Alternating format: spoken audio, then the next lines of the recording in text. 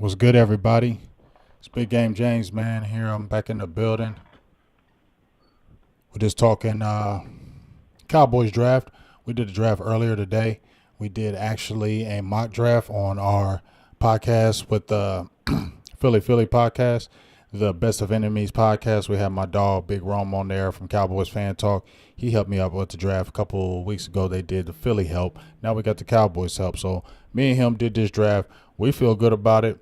I posted it. Some people didn't feel good about it. That's okay. You can't draft for everybody's likes, wants, and needs. But the main thing we tried to go with is to go with what the Cowboys were thinking and, kind of just the game plan that they were kind of going with. So without further ado, we'll go with the draft and we'll show the players that we drafted, and then I'll just kind of explain and break down those guys in this mock draft where I think this was at least a B plus draft for me.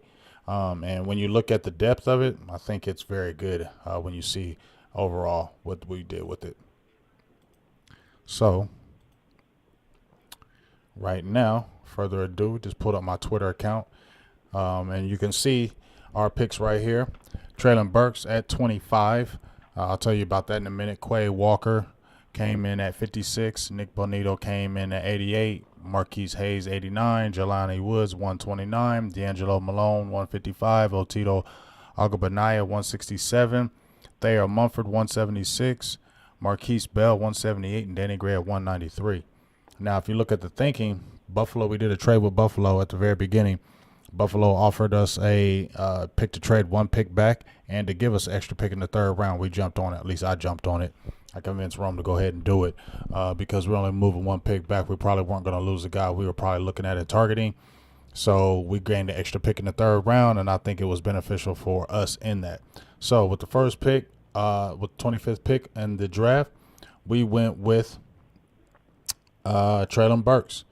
And I know that might be controversial already to some people. I'm going to pull up his profile. I'm going to try to pull up everybody's profile as much as I can. But the thing has been knocked about him. He doesn't have the greatest route tree. He didn't play a lot of the outside, play a lot of the slot, inside slot. Route tree is a little limited. Arkansas did a lot of things with him, and then they also try to knock him on the 4.5 speed, but he's 6'2", 225 pounds. I mean, everybody's not running a 4.3. Everybody's expecting DK Metcalf kind of numbers. That don't happen every time, but if you watch him playing on the field, he's plenty fast enough. He had a 91-yard reception, and it was on a screen pass. Took it to the house. He also outran Alabama's whole secondary in the game he played against him. So, to me, he's plenty fast enough. When they drafted Dez Bryant, one of the reasons why he dropped in the draft was because he didn't have that great time, 40 speed. I think in his combine, he still ran a 4.5, but what did Dez Bryant do? Okay, I ain't saying he's a Dez Bryant, but I'm just making the correlation. This kid's pretty good. Now, we already seen that you see the measurables, you see the size. Yeah, he is the boomer bust potential because he could be really, really good, or he could just be like a Justin Blackman who just fell off the face of the earth. We hope that he doesn't have any kind of alcoholic problems like Justin Hamilton had, but you understand what I'm saying. Was it Justin Hamilton? Yeah, it was Justin Hamilton with the Jaguars. But I like this kid. Chris Olave, they brought in Drake London. Chris Olave, I believe, was taken right before us, and Drake London was available from USC. It was either him or Drake London. We both decided to go with Drake London, in our opinion. I like Drake London, but I think he's more of he is a 50-50 guy, maybe more than Burks. But the speed, I think that Burks is going to bring to the table more than London. I think that enticed me more. And plus, I think Jerry and them like him. They've already said they've been enamored with him, and he has Arkansas ties. And so I just feel like we're not just going with our thoughts and feelings. We're thinking like how the Joneses will. Now, we feel like they really like this kid. He's from Arkansas, and they really like that as well. And you see the comparison, A.J. Brown with more wiggle. They feel like he could probably come in and play now. And Michael Gallup being out, they need a guy that can come in and play right now, and he can do that. I know he played a lot in the slot, but you do got James Washington. You can use him the way you like until Michael Gallup comes back. We're probably going to miss the first month of the season. But I believe he can guy that can come in and play right now, as you see some of the reading on here as I showed you. But this is just one of what some personnel executive for an AFC team says. He's such a natural athlete for being so big that what we usually see from these guys who play three sports in high school, they learn to be moved differently than football-only guys. So basically, they think he's just a different type of athlete. Just because he's not running 4.3s or 4.4s doesn't mean he's still not a top athlete. Des Bryant was. You saw what he did. I keep bringing him up, so don't just discount a 40 time and say, "Oh, this kid ain't no good because he ran a 4.4." This kid is plenty good, and when I watch this tape, I think he's definitely good, and he's worthy of that pick. And if they want a receiver, and they want to go ahead and get him now, I mean, you know how the Joneses are, and they love that Arkansas ties. I think they probably roll with it and don't let him get out their grass, because if they don't get him at 25, he's gonna be gone. That's a fact. So that's the first pick we went with. Obviously, we'll pull up our second pick in here. Where is that? All right, so our second pick was Quay Walker, linebacker from Georgia. You can see him right here. Quay Walker is a guy who I felt like was a little bit of an underachiever at Georgia, but I feel like he has a high ceiling. I think he has the potential to be really, really good. May not be that right now, but he has all the measurables that you like and the Cowboys like. Once again, they like the big, long players. They like the kids that are big and long and are going to have effect in the game lengthwise. If you look at all the linebackers that they have right now, I'm showing you Burks, but we're gonna pull up Quay Walker here in a second. But if you look at the linebacker room that they have right now, Jabril Cox, 6'3", 250. LVE, 6'4", 250. Jabril Cox, 6'4", 230. Even Luke Gifford, 6'3", 245. You see, you get the kind of the message what they like here. They like length. And Quay Walker has already been in there to visit. And so that tells you right there, if they already had him in there to visit, they like what he's going to bring to the table. 4.5 speed. I'm going to show you the measurables. 6'4", and he's every bit of that size. When you look at him on the field, 6'4", 241 pounds. You saw a boom or bust prospect with Treylon Burks. And you see right here, will eventually be an average starter. That's just the projection. You don't know, but as you see, the projection is still saying he's going to be eventually a good starter. So he doesn't have to come in with the pressure of starting and playing right now, but he'll get plenty reps with Dan Quinn, because Dan Quinn likes to mix and match and find what you're really good at. So he can play plenty right now, especially with the linebacker room right now. And he protects from injury from any of the guys that Cox is coming back off of injury. LVE played a whole season pretty much being injury free, but you never know. So I think he's a good prospect that you like in the long run. So I think those first two picks, you got a player that can come in and play right now at the receiver position, Treylon Burks, and we feel like Quay Walker, who y'all like already. You see some of his numbers right here. We feel like he's going to play already right now, and he's going to get a lot of time. Might not be a starter, but he will get a lot of time. And if you see right there, eventual starter within 2 years. I mean, he's in that realm. So it's not like he's a bad pick at all. And for the second round, I think that's good, because I think he probably might be gone by round 2, late round 2 or 3, based on what he did at the combine and his potential. Then we'll go right over here to, let's pull up our next pick, which was Nick Bonitto. This is one of my personal favorites. He came on the scene for me the last few weeks, maybe the last month. I was looking at actually Brian Asamoah, who was a local kid out here from Columbus. I used to watch him when he played at DeSales High School. It's funny because I remember watching him now. But I like Asamoah, but I think he's a little light in the pants. Played safety before he transitioned to linebacker. But this kid, Nick Bonitto, who I saw, because Perrion Winfrey was also on that team with Oklahoma. But this guy, Nick Bonitto, was standing out to me like no other. I mean, this dude is hella bendy, super, oh my gosh, he just naturally knows what to do when he's coming off that edge with the bendiness. He doesn't have experienced pass rush moves with the hand fighting, but he's so good athletically. He puts fear in those offensive linemen, because he already knows how to dip and come up underneath you, rip, move. He already knows how to naturally do that, set you up with the quick moves. Like, his pass rushing ability is off the charts in my opinion. Other things like I think he can play in the run game. He's 248 pounds. Let's pull him up right now since we're talking about him. I'm doing all this talking. Let's pull him up right now. But I like Nick Bonitto a lot. 6'3", 248 pounds. Instant pass rush. You got Dante Fowler, who you maybe can resurrect his career with Dallas. And then you re-signed Dorrance Armstrong Jr., who gave you 5 sacks in a career season over there at that DN spot, but he can play some spot linebacker for you too. So you got a versatile guy there. But you need somebody at that end position to be able to come in just in case there was an injury. Nick Bonitto would be a perfect person. 4.5 speed, plays every bit of it on the field. Go watch his tape, man. He's an exciting player to watch. 6'3", 248 pounds. Look at here, right here. 6 foot, 6.33 will eventually be plus starter, meaning he's going to be a good player later down the line. You see all the measurables down here. Like I said, I really love this kid. What he really, if we're talking about a Randy Gregory that you lost, you're going to miss that. But if you combine Nick Bonitto in that group on the right side with Fowler and Armstrong, I feel good about that. So I think that's a great pick at 88. And then we came back with Marquise Hayes from Oklahoma, offensive guard. Now, Boss Cowboys kind of talked me into this one. I'm going to keep it real. He told me he really liked this kid, and this kid is hella nasty, but he's got a lot of things he needs to work on outside of that. Let me see if we can pull him up here. But he's got great size, 6'5", 318 pounds. I think he's on here. Let me just pull up this offensive line right here. I know there was a lot of guys out there. It was really between the guards because they took the guards as well. Zion Johnson was gone. Kenyon Green was gone when we took the receiver first. I ain't gonna lie. I kind of questioned Green. I like Green a lot. I liked him a lot. I like Zion Johnson too.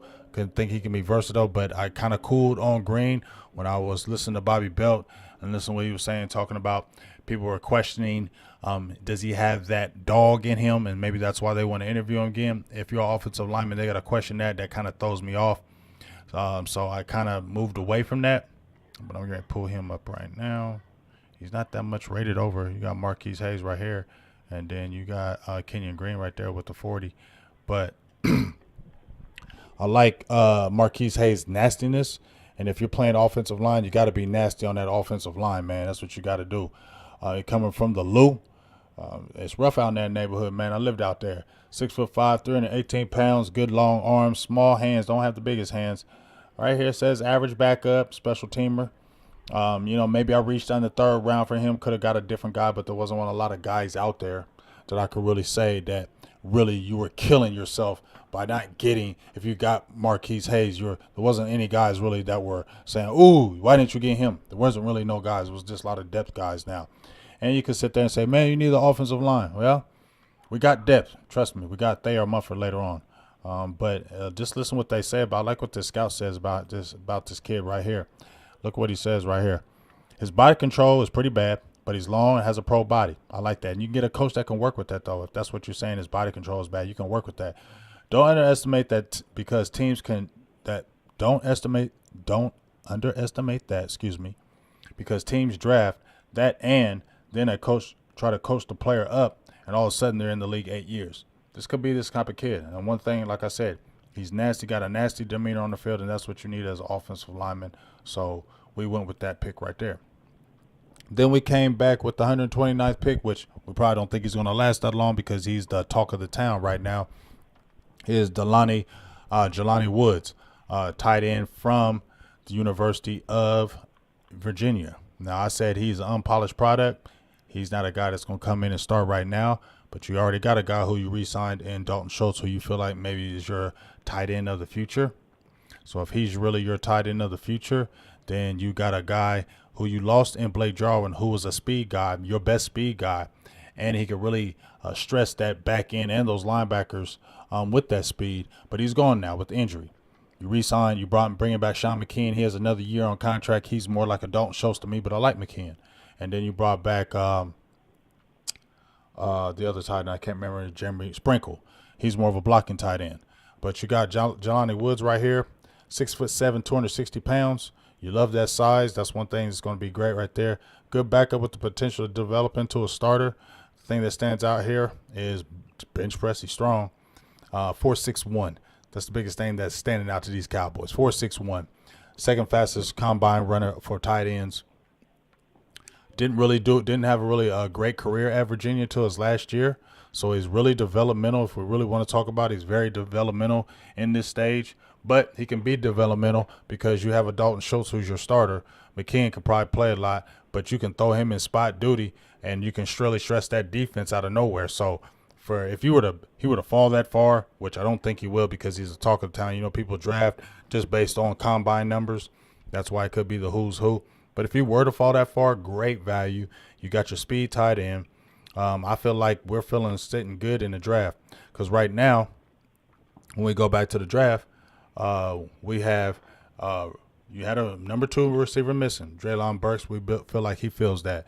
Quay Walker fills out another linebacker spot that you need, and he's a guy that you're going to probably be a future guy. With LVE's only signed a 1-year deal, so he's your future. I like that. Good size, too. Nick Bonitto, he can definitely turn into something even better, but right now he's instant pass rush for you, and you need that right now for your team. Especially what Dan Quinn brings out, he's a good pick. And as I said, Marquise Hayes, he is maybe not a starter right now. We don't know that. Maybe he's not a starter. I can honestly say that. But he is nasty on the field. He's got good size and he's nasty. He's got a great nasty demeanor. He likes fighting on that field. He plays like that. That's what you need in the middle. Now, we come right back after him. I don't know if he's on here, but let's see if we can pull him up.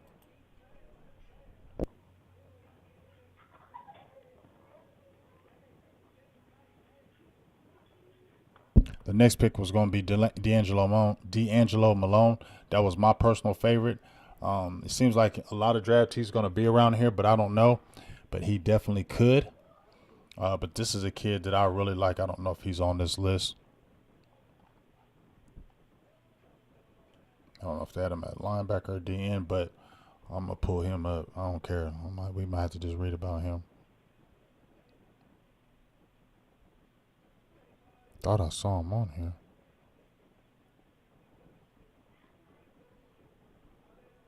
Hold on.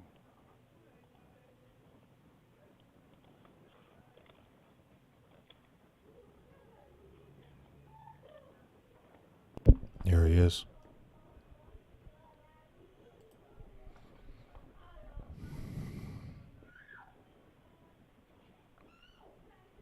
All right. So our other pick after our tight end, D'Angelo Malone. I'm telling y'all will really, really, really love this kid. This was a great pick, especially for the value. 6'3", 243 pounds. Will eventually be an average starter. He could be a better than average starter. Didn't run that 40. I don't know what he did at his pro day, but 23 bench presses. But man, I like him. They don't have any. They should really talk about him. But this is something I want you to read right here. It's the truth. Plays bigger and tougher than his listed size. Plays with unwavering physical through contact. Big, active, hands slap away, handsy blockers. Thoughtful approach as a pass rusher. Bendy, flexible to dip and flatten the edge. I mean, he has all that, dog. Range and talent to be considered as a 4-3 linebacker. Impressive recovery and balance. I'm telling you, dog, I could show you the negatives, but, bro, I want to show you these positives because I'm telling you, dog, this dude would be a steal at this pick, man. This dude y'all should really, really like. D'Angelo Malone. You'll love him at the edge. You got 2 edge guys in Bonitto, and both of them can play maybe some linebacker. And you know how the Cowboys do. They don't like playing just particularly one spot all the time. So he really can add to you than that. Then we went with Otito Ogbonnia. That's another guy I like. I'm pull him up. Type him in.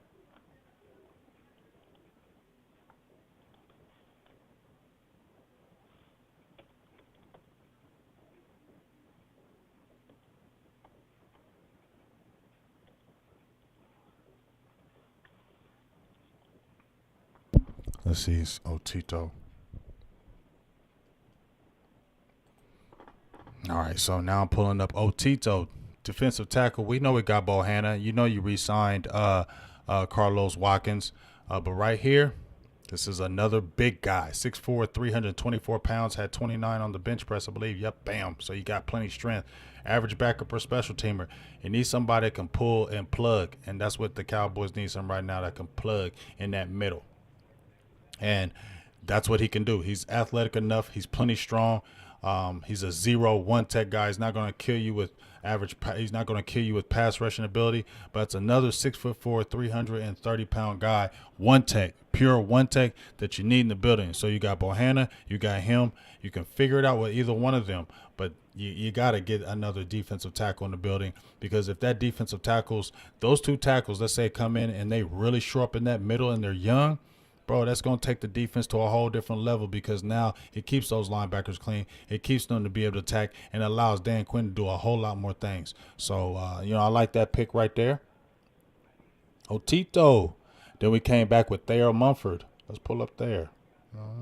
Let's pull up him. And what I like about, listen what the scouting report says about him. He played on the outside. He played tackle.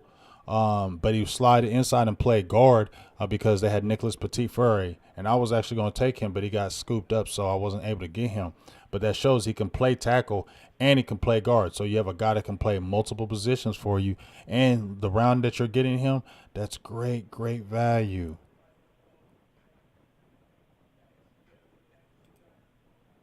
And he's a big kid, man. From Ohio State, top pedigree. You're not mad at that. Look at that. 6'6", 330 pounds. Very long arms. Nice hand size. He has everything you want physically.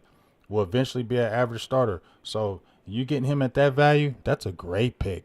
You know what I mean? And so let me see. I think they said something about him too. It says my grade was better on him last year than this year, but I also don't think he's a guard. This is from an NFL. This is from a scout from the NFC team. NFC. We don't know what NFC could be. What could be somebody. I think he's an NFL tackle, but he has some stuff to clean up. So there you go. You got an offensive guard and you got an offensive tackle. You got a versatile guy and you got him in that round. Great value. I don't say anybody really hated on this draft. I'm not saying you got to agree with me. Why did you really hate on this draft? I wouldn't know. And then we come with Marquise Bell, safety. Let's pull him up.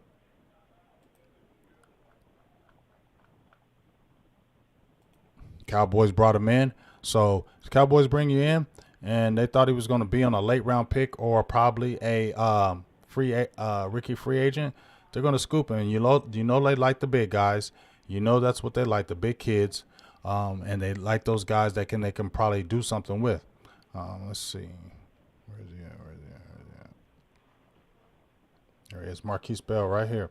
4'1", dog. But let me show you the measurements.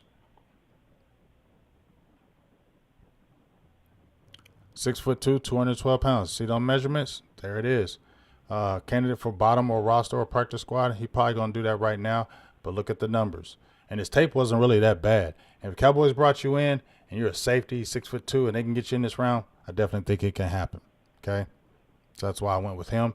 And then our last pick, I definitely like our last pick, Danny Gray. I've been on Danny Gray, the Danny Gray train for a long time. Well, not super long, but long enough. And when I talk about Danny Gray, what I like about Danny Gray, 4.3 speed, legit 4.3 speed. Go check out my video. That's not Danny Gray. But go check out my video that I have on Danny Gray. You can see the wheels that he offers and he can do in the return game. That's what Cowboys need. Cowboys need somebody in that return game because it ain't CeeDee Lamb. I thought he could do it. He's not the guy for the return game. You don't want no James Washington. You lost Cedric Wilson. He wasn't a super threat return guy, but this guy is legit. 4.3 speed. He's got good size, 6 foot, 186 pounds. He got wheels out of this world. And you see where his hometown is? Texas, man. And, hey, traits or talent to be above average backup. And you go 4 wide, dog, that's somebody who can take the top off the defense so he can get touchdowns for you, okay? So right here, see that? 4.3, legit. So that's a take the top off the guy, and he plays special teams for you. So when we go back and look at this draft, me personally, I'm giving us a B+. Some people hated on it. I don't know why, because we covered a lot of things in this draft. We got 2 receivers. We got speed, and we got big size, explosive Dez Bryant type that can come in, plug and play right now. We got our linebacker in Quay Walker, who is a big linebacker who has a very high ceiling, and he can come in and kind of learn right now behind the guys. You got Nick Bonitto, a special pass rush specialist, which you need right now. And he can, later on down the line, he's only going to get better. Marquise Hayes is a nasty offensive lineman. Yes, he got a lot of things he needs to work on, but he's nasty. You can't teach that, and that's what we like. Jelani Woods, Cowboys was in love with him. They did a but then had a pro workout with him, brought him in. If he fell right there, they're picking him. D'Angelo Malone, defensive end / linebacker. He has a motor that runs on 1,000 all day, plays bigger than he is. He's a multiple guy. Dan Quinn can definitely find something for him. That's a great sneaky pick. Otito Ogabanaya, as I said before, that's a 6'4", 330. You got another guy in the building that's a one tech like a Bohanna. Now you got two guys that can really plug that middle. So one guy doesn't do it, bring the other one in. And for the value that you got him for, you're not mad at all. You didn't spend a lot of money, and he's a one tech. You didn't spend a lot of money for that. Thayer Munford, multiple guard, tackle. I feel like you can do a lot of things with him, and he has a good pedigree with Ohio State. Marquise Bell, you brought him in on a 30 visit. He's got good speed. Y'all like them big safeties. See what happens. Danny Gray, he's your last pick, but he can end up making your team because of that speed. You don't have it, and if he can really turn up in that punt return game, that can be more value than anything else. So I really like what he brought to the table. I'm giving our draft a B+. From my end. Jump in the comments. You can give your grade however you like. Become a follower, subscriber to Big Game James on my YouTube and my Facebook. Be greatly appreciated. We would love you out there, and we'll talk to you soon. But I really like this draft, and I think a lot of guys will play and have an impact early. And Dan Quinn with his magic, I think he can make a lot of things happen with these picks. So, with that being said,